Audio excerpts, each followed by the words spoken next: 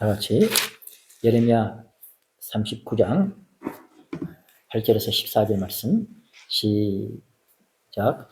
갈대아인들이 왕국과 백성의 집을 불사르며 예루살렘 성벽을 헐었고 시대장 느부갓네살이 성중에 나와 있는 백성과 자기에게 항복하지 않은 자와 그 외에 남은 백성을 바벨론으로 잡아 옮겼으며 시대장 느부갓네살이 아무 소유가 없는 빈민을 유다 땅에 남겨두고 그날에 포도원을 줬더라. 14절까지입니다. 바벨론 왕 느부갓네살이 예레미야에 대하여 시대장 느부갓네살에게 명하여 가로되 그를 데려다가 선대하고 해하지 말며 그가 네게 말하는 대로 행하라. 이에 시대장 느부갓네살과 판관장 느부사스반과 박사장 네르가사레셀과 바벨론 왕의 모든 장관이 보내어 예레미야를 시대 뜰에서 취하여 내어 사반의 손자 아이감의 아들 그달에게 붙여서 그를 집으로 데려가게 하며 그가 백성 중에 거하니라. 이는 하나님의 말씀이니라. 예레미야 39장 8절에서 14절 말씀 읽었습니다. 우리 말씀 이제 보수에 대해서 하나님의 말씀이 내게 오시기까지, 하나님의 말씀이 나에게 오시기까지 이런 부분들을 함께 이렇게 말씀을 나누는 가운데 있습니다. 오늘 마지막 부분까지 이제 결론 짓고자 합니다. 우리 첫째 광야 40년과 사사시대 율법책에서 율법책에 대해서 말씀드렸죠. 이제 그 전에는 개인적으로 있었고 따로 책이 없었습니다. 구전으로 내려왔죠. 그러다가 이제 이스라엘 백성들이 시내산에서 율법을 받게 되고 기록하게 하시고 이제 드디어 율법책이 나오게 된 것입니다. 그리고 사사시대까지 이어져 왔는데, 그리고 두 번째로 왕국시대, 사사시대 후에 왕국시대가 돼서 이제 왕을 중심으로 해서 움직이는, 그러나 그때도 선지자 활동을 해서 말씀이 보수되는 율법이 책이 익혀지는 그런 때입니다. 세 번째로는 우리 지난번에 바벨론 포로와 귀환 시대의 율법책에 대해서 말씀드렸습니다. 바벨론 포로로 잡혀갔지만은 이미 하나님께서는 예레미야 선지자를 통해서 하신 말씀대로 이루시는 그런 과정이었습니다.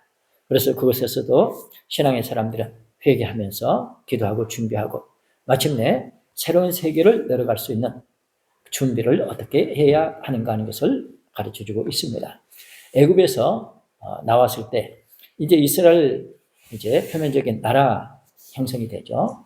그리고 이제 때가 이르게 되면은 하나님께서 새로운 역사를 하시는데, 과거에 이스라엘 역사는 언제든지 애굽에서 나온 지 얼마, 애굽에서 이렇게 있었던 그것을 염두에 두고 말씀하셨습니다. 이제 때가 이르게 되면은 다시는 그렇게 하지 않고 이제 바벨론 포로에서 돌아오는 이것을 통해서 이제 말씀하신다. 그래서 새로운 세계에 대해서 이렇게 언급하신 것입니다. 그러니까 표면적으로는 애굽에서 나오는 시기, 나온 거, 지금도 이스라엘 사람들은 그렇게 말하고 바벨론 포로에 대해서는 희미합니다. 그러나 이제 때가 이르게 되니까 하나님께서는 어떻게 새로운 세계를 열어가시는가 하는 것을 이제 우리한테 가르쳐 주십니다. 비록 소수의 사람들이 포로에서 귀환을 했지만은 그들을 중심으로 이제 나라 전체를 걸머쥐고 기도하게 하시고 이렇게 새롭게 형성될 수 있도록, 나라가 이루어질 수 있도록 하나님이 역사하셨던 것입니다. 그리고 이제 신구약 중간기의 말씀 보수 그랬는데, 네 번째 신구약 중간기의 말씀 보수, 이 포로에서 귀환을 해서 참 뭔가 참 크게 기대하면서 이렇게 힘썼으나 여전히 포로 생활 거기서 해방이 됐어도 페르시아가 지배하게 되고 헬라가 지배하고 로마가 지배하는 그런 시대였습니다. 그래서 그 시기 그런 나라들 신구약 중간기에 말씀 보수가 되겠습니다. 첫째로 회당의 역사입니다. 포로기에 율법책을 해석할 수 있는 자, 선지자가 아니라도 하나님의 말씀을 사모하는 사람들 중심으로 해서 늘 움직이는 자들입니다. 그들을 중심으로 해서 모였던 그 모임이 점점 확장되면서 반성하고 회개하고 하면서 있는 현장에서 이제 그들이 이렇게 모임을 갖게 되는데 그것이 확장돼서 회당이 되게 만들어지게 됐다. 그래서 회당으로 정착돼서 신구약 중간기에 흩어진 유대인들의 신앙의 중심지가 되었던 것입니다. 회당은 기도의 집, 학습의 집, 집회 장소의 역할을 했습니다. 두 번째로 70인경의 번역입니다. 프톨레미 셀루쿠스 지배시대 7대 그러죠. 오네아스 1세, 시몬 1세, 엘리아스 알무나세, 오네아스 2세, 시몬 2세, 오네아스 3세 이렇게 프톨레미 셀루쿠스 지배시대인데 이 프톨레미 2세 유대의 제32대 대제사장 엘르아살입니다. 이때가 이제 주전 260년에서 245년 사이 대제사장을 했는데 이때 성경을 헬라어로 번역하여서 도서관에 보관하고 싶다고 요청을 했습니다. 세계적으로 가장 큰 도서관이 그걸 알렉산드리아 그 북아프리카 있잖아요. 그쪽 이제 지중해 쪽에 아주 대규모의 세계적인 큰 도서관을 만들어 가지고 이제 거기에 헬라 성경을 거기다 보관하고 싶다 요청을 했어요. 이 엘르야살은 대제사장은 이스라엘 12지파에서 6명씩 72명의 율법에 정통한 제사장들과 장로들을 파견해서 72일 동안 번역해서 이 70인경 성경이 만들어졌습니다. 그래서 72명이지만 70인경이 70사람이 번역한 것으로 70인경이라 이런 이제 이름이 붙게 됐습니다. 이 70인경 이후 세계 곳곳으로 보급이 됐는데 이 70인경이 보급이 됐어요. 흩어져 있던 히브리어를 읽지 못했던 유대인들에게 보급이 돼서 유대인들이 언약 공동체로서의 신앙을 지키는 큰 힘이 되었던 것입니다. 이는 사도들에 의해서 세계 선교가 이루어질 수 있는 밑거름이 되었습니다. 그때 당시에 70인경이 세계적으로 도로 쓰이게 됐습니다. 예수님께서도 회당에서 읽으셨던 성경 바로 70인경인 것입니다. 그만큼 70인경의 중요성을 우리는 새롭게 인식할 수 있어야 되겠습니다. 우리가 가지고 있는 이 성경은 70인경보다 훨씬 이후에 70이 이렇게 성경으로 정착이 됐어요. 그래서 이 부분 우리가 참고로 해서 70인경을 또 이렇게 성경을 해석할 때 또 좀 이렇게 맞지 않을 때 많이 참고로 하게 됩니다. 세 번째, 신구약 중간기 주도 세력의 변천입니다. 그 사무실에 사모님 가면은 책이 있어요. 책 갖다 드리세요.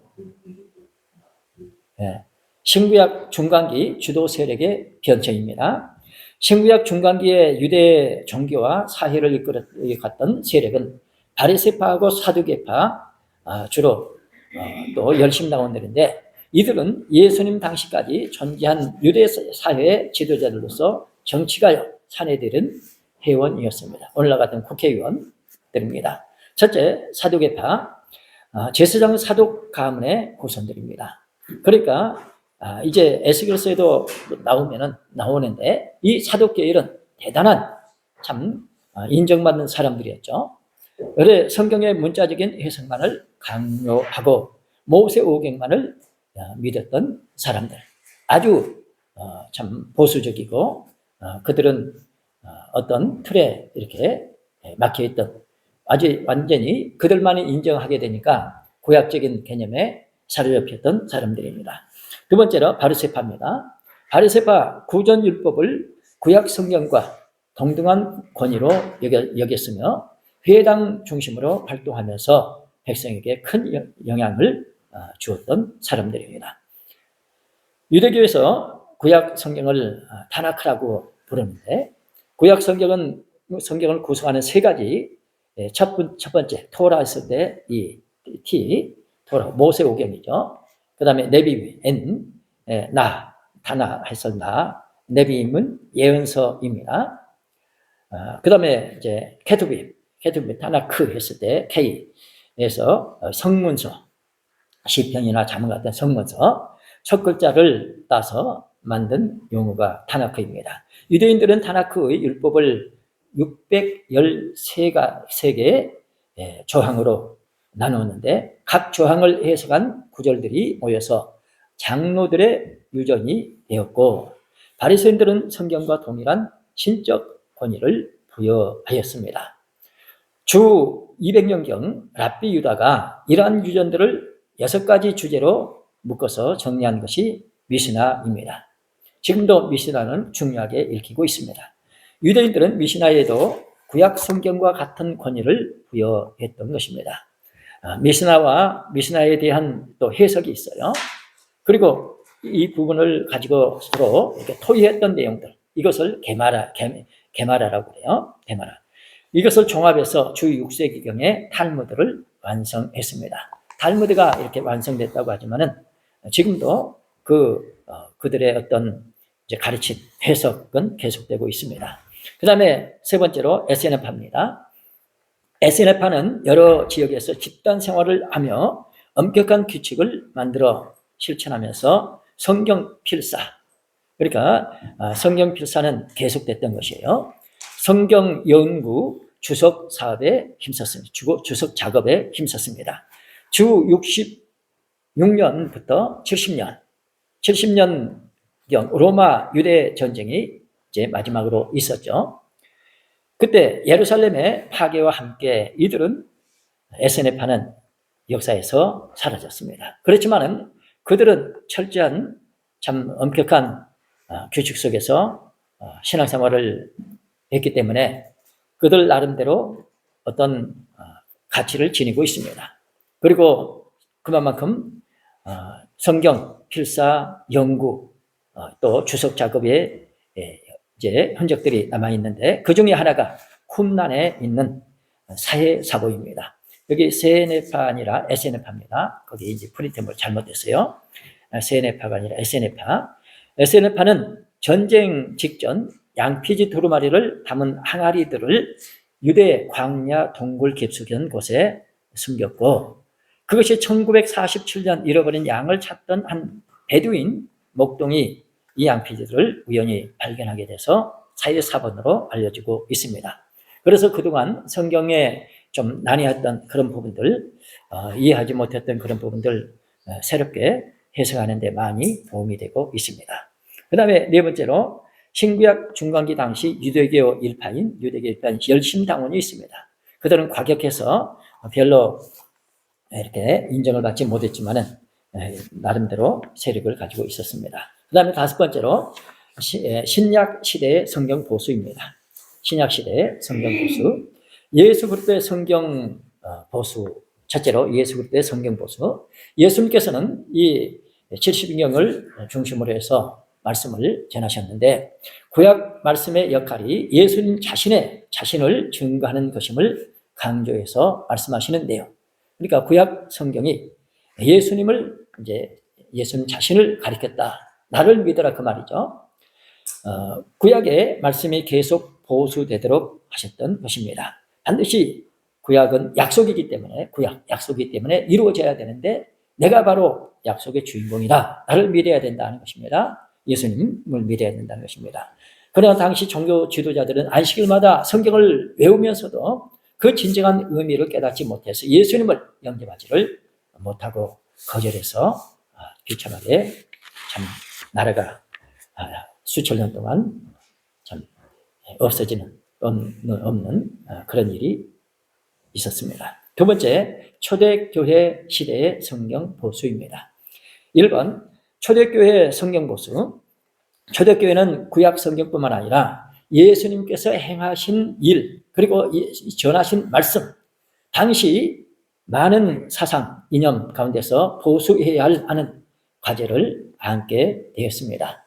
그래서 이렇게 가르침뿐만 아니라 이렇게 그 행적, 걸어 다니시면서 또 이렇게 사람 만나고 어떻게 행하셨다는 그런 부분들 이것을 이제 보수해야 되는, 지켜야 되는 과제를 안게 되었습니다.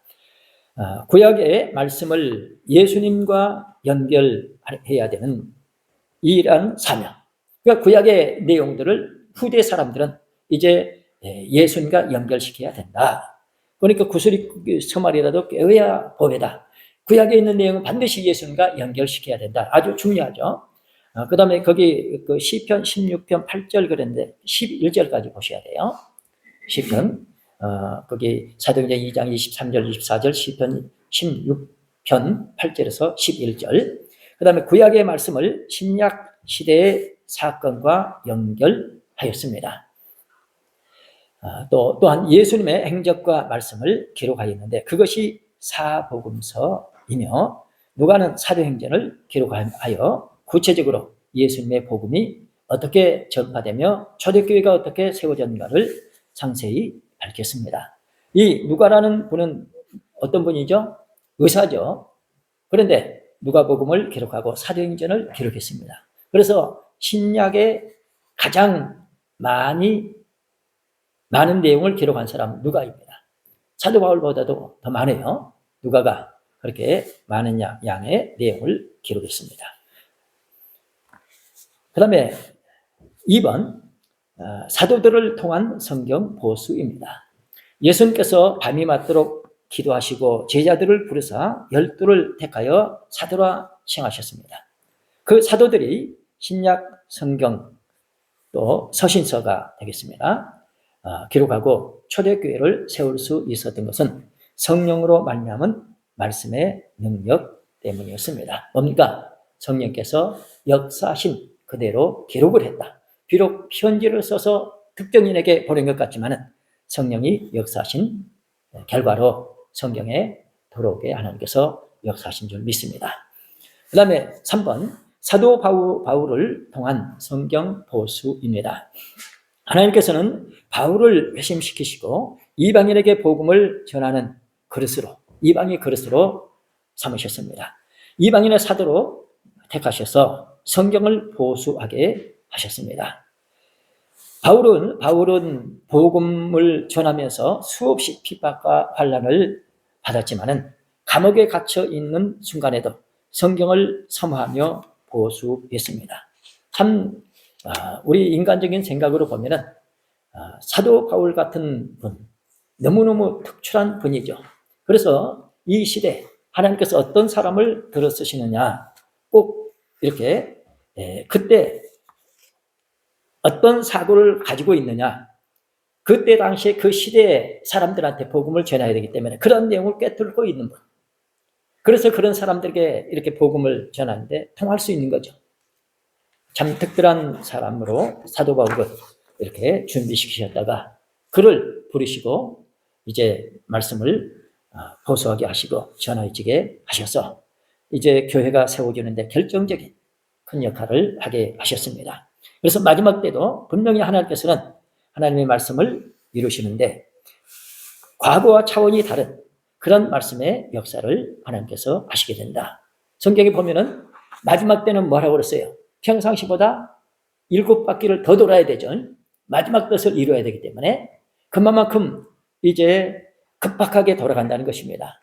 그래서 빨리 왕래하면서 뭐라고요? 지식을 더 해야 된다. 그만큼 7배나 더 열심히 품고 일을 해야 되고 그만큼 뭡니까? 축복을 많이 받아야 되죠. 복된 장마비가 쏟아지는데 그릇이 없으면요 절대 도움이 안 돼요. 그만큼 사모하고 말씀을 참 중요하게 여기면서 애써야 돼요. 마지막 때는 이런 그릇이 없는 사람은 해당이 안 됩니다. 그만큼 큰 그릇이 있어야 되고 사모함이 있어야 되고 그리고 하나님께서는 그런 이렇게 믿고 준비하는 사람에게 능력 주셔서 말씀을 받게 하시고 하나님이 역사하실 줄로 믿습니다. 그래 이제 참 새로운 세계를 열어가야 되기 때문에 하나님께서는 그렇게 마치 이렇게 쑥 역사가 오다가 어떤 소용돌이 치잖아요. 그러면은 이 소용돌이 치는 가운데 뭔가 이렇게 후퇴해 갈 수도 있고 이렇게 소용치는 이쪽에서 이렇게 전진해 갈 수도 있는 그런 바로 시기가 되겠습니다. 그래서 지금 이 시기는 새로운 시대에 새로운 세계에 가야 되기 때문에 새 말씀이 필요하다. 하나님께서 새로운 역사를 하시게 돼서 우리에게 구속사 말씀을 주신 것입니다. 그러니까 예수님에서 벗어나면 안 되죠. 그래서 오직 예수 신앙으로 굳게 서게 되고 정확하게 성경 부분적으로 믿어졌던 내용들이 이제는 전체를 다 믿어야 되잖아요. 그래서 오직 예수 신앙으로 확고하게 설 수 있도록 우리에게 이 구속사 말씀을 주신 것입니다. 우리는 이 부분에 눈이 열려서 과거에 부분적으로 아니라 이제는 사람이 떡으로만 살 것이 아니요 뭘로 살아요? 하나님의 입으로 나오는 모든 말씀으로 산다. 그러니까 모든 말씀 받기 전에는 죽어요.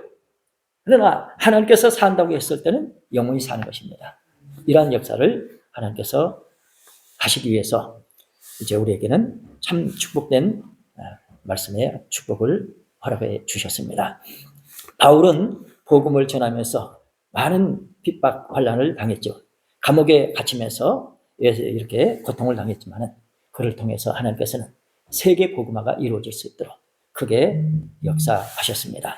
4번, 이방인의 구속 경륜과 성경 보수입니다.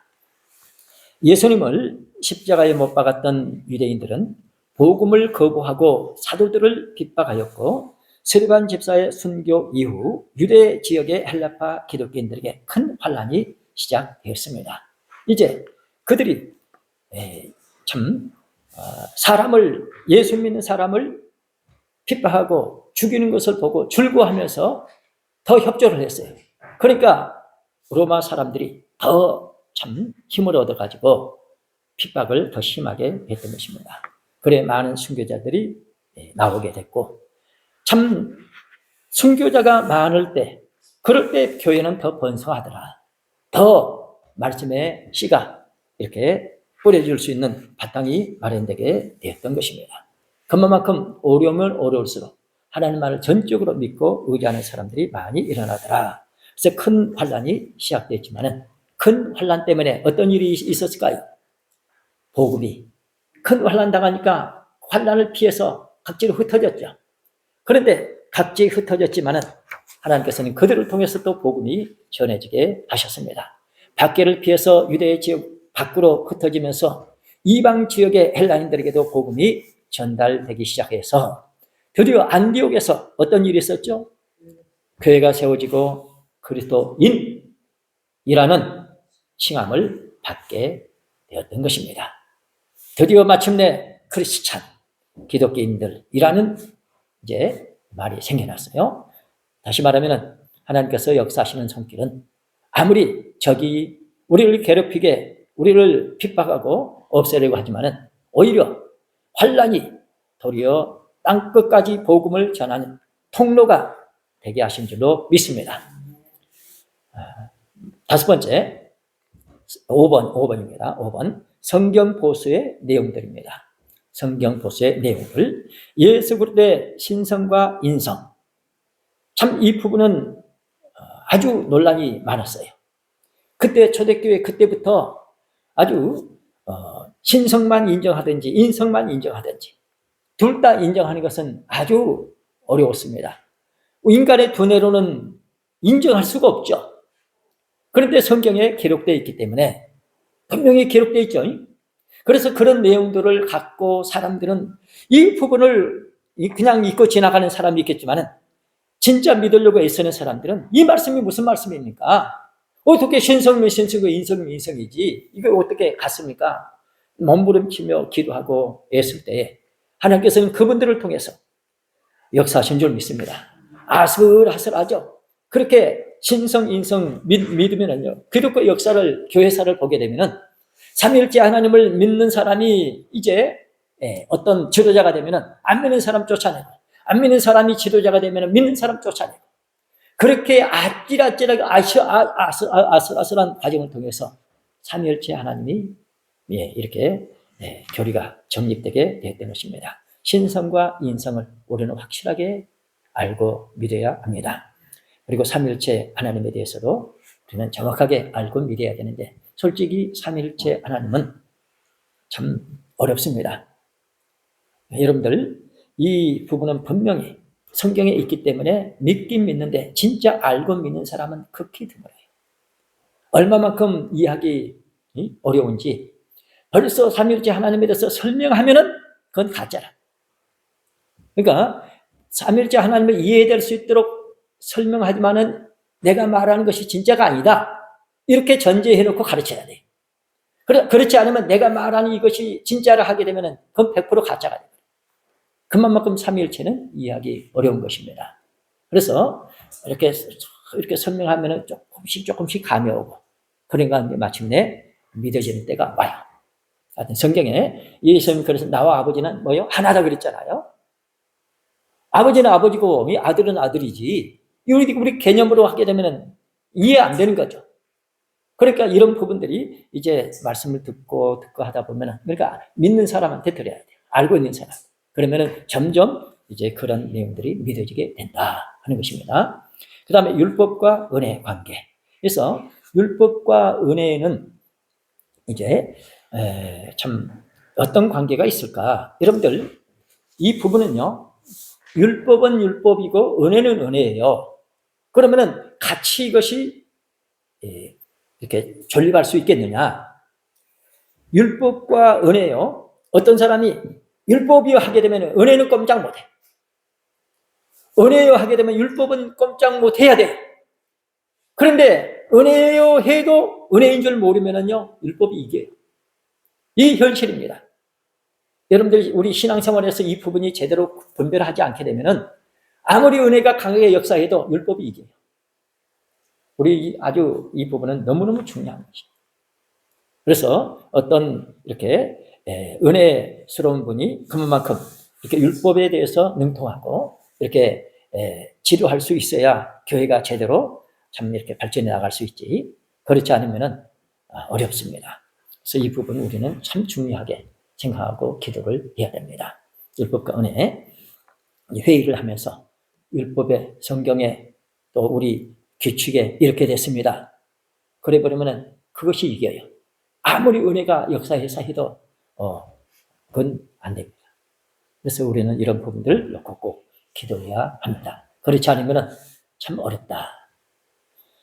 그 다음에 행위와 믿음의 관계, 또 교회를 향한 명령, 성도를 향한 명령. 자, 앞으로 이루어질 계시를 이제 기록하게 하셨습니다.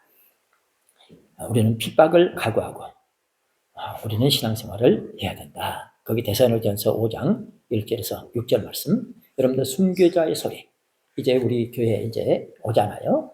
꼭 읽어보세요. 거기는 현장에 순교할 때의 그 장면, 그때 하나님께서 역사하시는 그 하나님의 음성 듣게 됩니다. 참 중요해요. 사도 요한은 밤모섬에서 유배당하는 환난 가운데 주의 명령을 따라서 요한계시록을 기록하였습니다. 요한계시록을 마지막으로 해서 성경 66권이 이제 완성이 되는 것입니다. 결론입니다. 은혜 언약의 표징인 율법책이 오늘날 나의 표징. 그래서 율법책을 성경으로 이렇게 말씀하고 있죠. 은혜 언약의 표징인 율법책이 성경이 오늘날 나의 표징이다. 하나님의 말씀은 수많은 방해 속에서도 하나님의 주권 섭리 가운데 1.1획도 가감없이 기록되고 보존되어 신약 시대를 거쳐서 오늘날 우리에게까지 전달되었습니다. 참 주권 섭리 가운데 1.1획도 가감없이 기록되고 보존되었다. 사실까요? 우리 성경 솔직히 보게 되면은 기록 잘못된 부분들 많죠? 번역 잘못된 부분도 많지만은 우리 에스겔 성전만 봐도 현관 넓이가 성경에 얼마로 나오죠? 11로 나와요. 그런데 11을 하게 되면 안 맞아요. 연구해 보니까 12라야 맞아. 그런데 70인경 성경에는 12로 나와요. 그러니까 그런 내용들을 참고로 해서 이제 전체적으로 봐야 되는 거죠. 그러니까 우리가 성경 전체, 우리가 가지고 있는 성경만 가지고는 안 돼요. 그래서 이런 이제 내가 이렇게 모든 말씀을 우리가 믿어야 되잖아요. 그렇게 믿을 수 있도록 연구하게 하시고 그런 자료들이 나오게 하시고 그리고 마침내 이렇게 우리가 제대로 믿을 수 있도록 해 주셨습니다.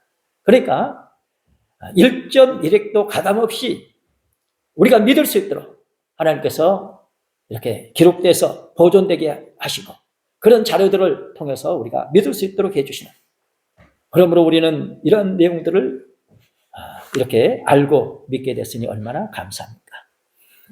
오늘날 우리에게까지 전달돼서 우리가 이렇게 정확한 하나님의 의중, 기록이 잘못됐으면 하나님의 의중을 우리가 어떻게 알아요? 전혀 알 수가 없죠. 그런데 이런 내용들을 하나하나 찾아가지고 우리가 이렇게 알게 하시더라. 참 우리 그 히브리서 1장 1절 거기 읽어봐요. 자, 옛적 시작.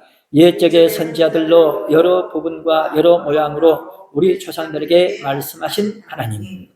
예, 여러 부분, 여러 모양으로 우리 조상들에게 말씀하신 하나님. 오늘 우리에게도 그 하나님께서 말씀해 주심으로 우리는 하나님의 의중을 알게 되는 줄로 믿습니다. 그때 당시에는 뭡니까? 부분적이죠. 그러니까 몰랐어요. 부분적이기만 알았습니다. 그런데 부분적으로 알게 하신, 기록하게 하신 그 하나님이 오늘날에는 뭐요? 성경 전체의 내용을 알게 해 주셨죠. 믿게 해 주셨죠. 그러니까 그때 하나님이 지금은 이제는 모든 내용을 알고 믿을 수 있도록 해 주신다. 그래서 우리는 너무너무 복된 자리에 와 있습니다. 그들은 부분적으로 믿었기 때문에 부분적으로 복을 받았어요. 이제는 모든 말씀으로 살게 되고 모든 말씀이 믿어지게 하시고 그대로 이루어지게 된 줄로 믿습니다. 우리는 얼마나 귀한 자리에 와 있는지. 참 이렇게 여러 부분 말씀하신 이것이 구약 성경 완성됐고 또 사도들을 통해서 이 모든 날 마지막에 아들로 우리에게 이제 말씀하셨다. 그래서 신약 성경이 이제 완성이 됐다. 성경은 예수님이 이 땅에 오심입니다. 오심으로 말씀이 한치의 오차도 없이 성취된 것이 이제 기록이 되었습니다.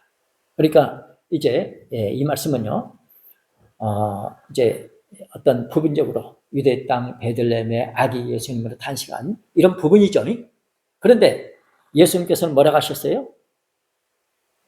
너희가 성경에서 영생을 얻는 줄 알고 이 성경을 담고나 이 성경이 내게 대해서 기록했다. 그러니까 구약 전체가 다 예수님에 관한 기록을 한 것입니다. 그래 여기 이 땅에 오신 예수님께서 오심으로 이 말씀이 한치 오차도 없이 성취됐다. 전체가 다 예수님을 가리키고 있다. 그래서 우리가 해석이 안 되고 잘 모를 때는 예수님께 이렇게 초점을 맞춰서 방향을 틀어가지고 이 말씀의 내용이 무슨 말씀이지? 해서 이제 이해할 수 있게 하면은 좋겠다. 예수님의 또 재림 마찬가지죠. 예수님의 재림에 관한 예언 성취를 향해서 지금 달려가고 있습니다. 우리는 살아계신 하나님의 말씀이 나에게 구원의 표정으로 왔음으로 그랬는데 왔으니 영접하는 자가 되어서 뭔가 구원의 표정으로 왔으니 그 말씀을 영접하는 자가 되어 기록하신 모든 말씀이 완전히 성취되는 그날까지 모든 말씀이 완전히 성취되는 그날까지 내가 진실로 속히 오리라고 하신 말씀, 약속하신 말씀을 믿고 가야 합니다. 성도 여러분, 모든 말씀이 완전히 성취되는 그날까지. 자, 그 전에는요, 부분적으로 믿었기 때문에 부분적으로 성취가 됐어요. 이제는 뭡니까? 완전히 다 성취돼야 되죠. 그러려면 어떻게 돼야 돼요? 전체를 다 믿어야 돼요. 그런데 우리가 우리 힘으로서는, 우리 능력으로서는 믿을 수가 없죠. 불가능하죠. 단적으로 이렇게 말할 수 있는 것은 이렇게 언어를 보지 않으면 알 수 없는 그런 부분들이 참 많죠. 그래서 이제 하나님께서는 모든 말씀 다 완성하시기 위해서, 성취하시기 위해서 믿어줄 수 있도록 우리에게 이렇게 귀한 말씀의 축복을 주신 줄 믿습니다. 그래, 내가 속히 오리라 약속하신 말씀 믿고 구속사의 전진 속에 아멘 주 예수여 오시옵소서 고백하며 이 시대의 말씀을 보수하는 말씀 뭡니까? 이제 내가 믿어지면 내가 지키며 보수하는 거죠. 그래서 내 안에서 성취되는 그런 복된 역사가 있어야 할 줄로 믿습니다. 기도하시겠습니다.